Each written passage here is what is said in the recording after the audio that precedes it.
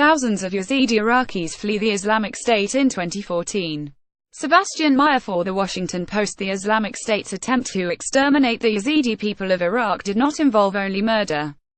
When the militants swept through the north of the country after taking Mosul in the summer of 2014, they executed the religious minority groups, men and elderly women. The children and the other women they took captive.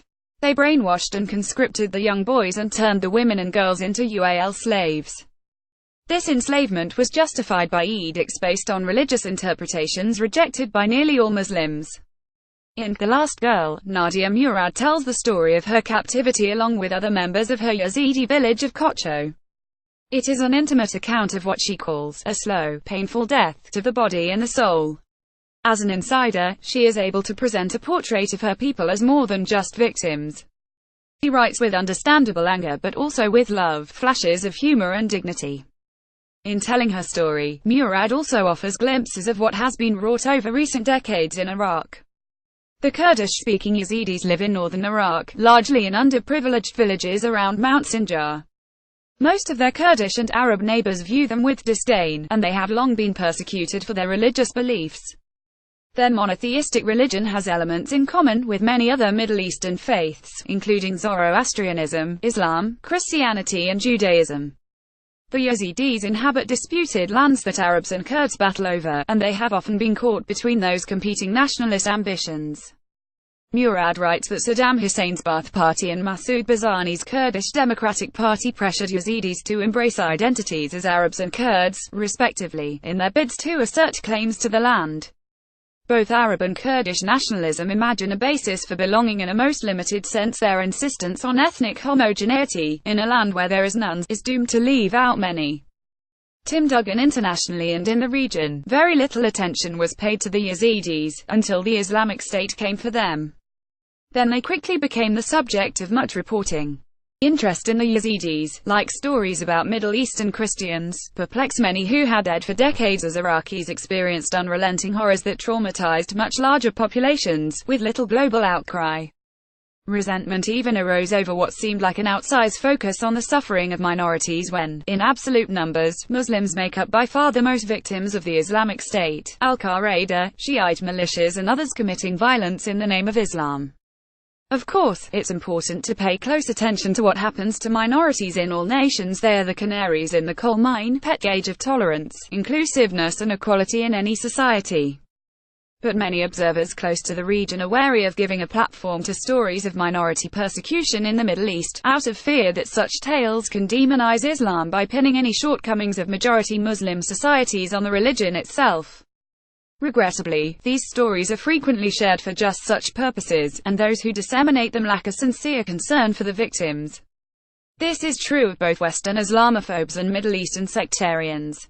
Murad, herself, fell victim to the politicization of her plight. Iraqi Kurdish Peshmerga fighters tricked her into telling her story on video and then released it to the news media without her consent. Their goal was to embarrass their political rivals, who are fellow Kurds. I was quickly learning that my story, which I still thought of as a personal tragedy, could be someone else's political tool, particularly in a place like Iraq, Murad writes. I would have to be careful what I said, because words mean different things to different people, and your story can easily become a weapon to be turned on you. No doubt controlling her story was part of her motivation to tell it in this book. She takes the time to introduce Kocho and its people before the arrival of the Islamic State. We meet her resilient mother, who greets each new adversity with a joke, and her brother, who is in love with a girl above his station. Before the Islamic State's crimes turned Murad into a human rights activist, she dreamed of opening a beauty salon where she'd style village brides on their wedding days. So when the Islamic State strikes, we know that these are real people, and we know that the stakes are high and the devastation is visceral. During her 3 months in captivity, Murad was sold and bought, repeatedly raped and beaten. Her depiction of these horrors is unflinching. After her escape, she emigrated to Germany and sought justice for Yazidi victims, aided by human rights lawyer Amal Clooney, who has written a foreword for the book. As part of her mission, Murad seeks to de-weaponize the shame that keeps many victims silent. Her anger at those who destroyed her people's lives permeates the book, and targets not only the Islamic State, She fumes at the Peshmerga fighters who had promised to protect the Yazidis but withdrew from their posts just as the Iraqi army did in Mosul, abandoning the Yazidis to their fate. Much of her ire is aimed at Arab Sunnis in northern Iraq, whom she deems either explicit or implicit supporters of the Islamic State. She offers evidence of specific men who committed specific acts and who should be held accountable, if they haven't already been killed in the airstrikes against the militants.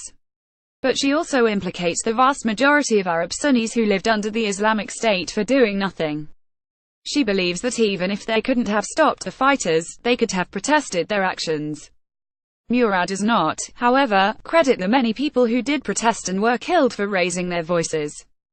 She notes that some dissented but indicts the rest because they didn't flee the Islamic State. For her, remaining in their homes meant they had no problem with the militants or their crimes. She repeatedly asks why else would they stay. What she doesn't ask, however, is where could they go? Fleeing to Kurdistan was dangerous for Arab Sunnis because their ethnicity and sect meant they were viewed as potential threats, since Islamic State fighters claim to be Sunni and many are Arab. As Murad notes, Kurds and Turkmen are also in the ranks. Murad's presumptions are challenged when a poor Arab Sunni family in Mosul who did not flee takes her and hides her and devises a plan to get her out of Islamic State territory, at great risk to themselves. What does it mean, then, if both the targets of her wrath and her saviors are Arab Sunnis? Murad's answer is that such people were merely the exception to a rule that she isn't ready to reject, even if it means she too easily gives into scapegoating and collective guilt. Murad's anger raises the question one we confront in other atrocities in the Middle East and elsewhere: how should we judge the bystanders to evil? The question becomes all the more difficult in the case of people who are living under a brutal regime like the Islamic State and are themselves under the constant threat of violence. How fair is it to attribute their failure to act to their religion or ethnicity? The pursuit of justice and the equally important goal of peace must include vigilance against the temptation to assign collective guilt. Sectarian scapegoating has long been the reason many Iraqis suffered unspeakable ordeals at the hands of their compatriots. Nonetheless, Murad gives us a window on the atrocities that destroyed her family and nearly wiped out her vulnerable community. This is a courageous memoir that serves as an important step toward holding to account those who committed horrific crimes. By Nadia Murad with Jenna Krajewski, Tim Duggan. 306 pp. $27.